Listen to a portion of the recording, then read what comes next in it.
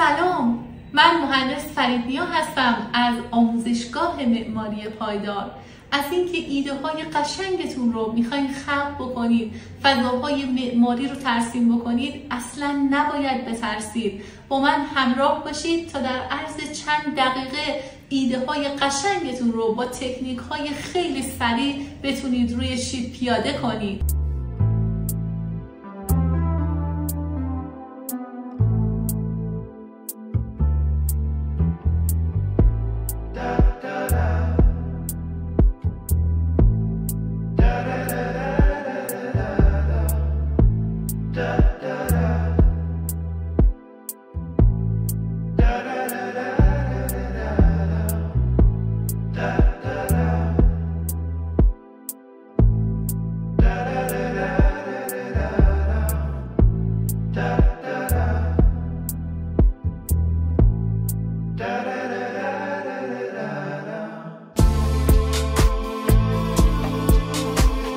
این لحظه ما میایم پارافین رو که مذاب کردیم، همین تکه های پارافین کوچیک رو ما مذابش کردیم و میبینید که شما هم میتونید پارافین ها رو تیکه تیکه بکنید، بذارید به صورت بنماری روی بخار آب مایع بشه و روی شیتتون بریزید.